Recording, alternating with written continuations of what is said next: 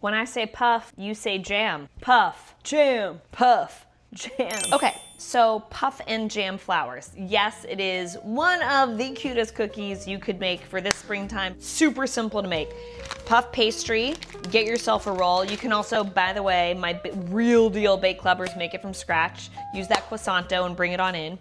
You need an egg for a little egg wash, jam, which I'm bringing in our freaking lemon beauty, and then some raspberry jam. You can use more than just one flavor of jam. For me, like the real moment of puff and jam is also a little bit of sugar in the raw, turbinado sugar, that really, really coarse sugar. By the way, pro move, this is a Christina moment. I do have a box of these sugar packets in my house, but you can also just go to your local coffee shop and grab a few because you really only need 2 tablespoons to make the puff and jam. And then a little bit of salt because you know salt gives all of our cookies and baked goods a little bit of like sharpness and context.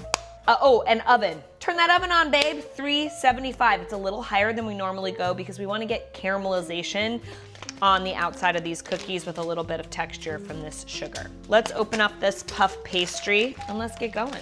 We're gonna roll this puff pastry out, unfurl it if you will, and we're going to cut it into, I mean, as many squares as you want, but you really want to get a solid 3 by 3. I'm gonna do 6 puff and jams. These are gonna be kind of like large and beautiful because why not?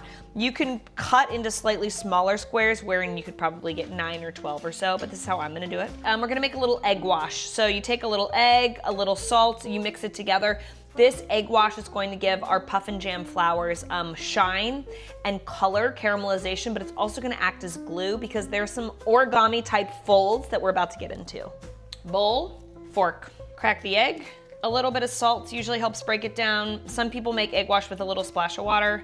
That works too. We're just trying to break the egg yolk and the egg white apart from each other. Now we're going to just take our fingertips and we're going to literally paint the edges of each of these puff pastry squares with this egg wash. You want enough so that you can sort of see the wetness, but you don't want so much so that the egg is kind of drifting. You're just making a little egg wash frame around each square's edge. You can grab an offset spatula or the spoon that's already maybe in your jam, and you're basically going to take your jam, and it's about a teaspoon per square. You're gonna just spread that jam into the inner square of your puff and jam flour that you egg washed. And I have a real plan for my lemon jam. So I'm putting my raspberry down first. Again, you wanna keep it in the frame, and it doesn't have to be like a perfect square of jam. More is not necessarily better here because putting more jam in has the potential to make a little bit more of a runny mess on the outside in the bake than you're anticipating or than you want. So really, truly, I promise 1 teaspoon of awesome, flavorful jam works. You can totally buy store-bought jam if you wanna jam with us. We got all kinds of great jammy recipes, whether it's cherries or strawberries that you have in season, peach. Oh, man, look at how thick and intenso my lemon jam is. That's awesome. I'm gonna do a little bit of lemon jam down into the center of each of my squares.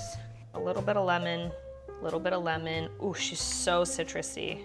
A little bit of lemon. From here, you're gonna take each of the 4 corners of your pastry. We're going to lift them and pinch them together. So with the second edges, now we have a new little square. We're gonna pinch them together again to all of them. 1, 2, the first one's always the hardest. It's always a little sticky. 1, 2, 3, 4. And make sure you have those new edges and that they line up. They're not folding into each other. Now we're gonna take our 4 new corners and we're gonna fold those in, okay? So 1, 2, 3, 4. So you've basically made 2 separate squares, or 1 square and then a smaller square. It looks a little bit like, in pastry terms, we call this a beggar's purse. That's a very like old school French term for an hors d'oeuvre that looks like a little purse full of things. We're going to just give these packages a pat with our hands, and we're actually gonna take these babes and we're literally just going to turn them over and put them on the baking sheet. This is what we're looking at now. We're gonna pop this in the freezer for 10 minutes just to chill the dough anew, because you can sense that as it gets warm, it gets a little tender, because our final move is to snip and twist to get the puff and jam to the max. So this in the freezer for 10 minutes just to get nice and cold. Okay, We are back from the freezer. She's chilly, she's cold, she's almost solid but still a little malleable, that's right. Next up, we're gonna take a paring knife and we're basically gonna make 8 even incisions, almost to the center without going through. Ooh. And work fast, because obviously the longer you take, the more time the jam has to come to room temperature, and we don't want the jam to ooze until she gets in the oven. Ooh. What you're gonna do is you're gonna pinch and twist your puffin jam. So you're gonna take it and turn it, take it and turn it. And as that happens, if jam starts to come out, do not freak out. That's what's supposed to happen. Best part of these puffin jams is it looks like it's just raspberry, but we know what's hiding in the center. It's that lemon. Once you have these all twisted and gone, you're gonna take the last of your egg wash and give the egg wash a nice little moment in the center. This is gonna act as glue, because next up, we're gonna bring our turbinado sugar into the mix. Your egg wash, because it's been sitting for a second, will get a little bit deeper in orange color. Don't freak out, that's just right. We are to the moment where we are going to open our sugar in the raw packets from the grocery store or from the coffee shop around the corner. We are going to just top our puffin jams with that sugar. In the oven, 375, 16, 18 minutes. They'll puff, they'll jam, they'll crackle, they'll caramelize. You're gonna be so happy. Y'all, here it is, the puffin jam. Puffin jam. Puffin jam.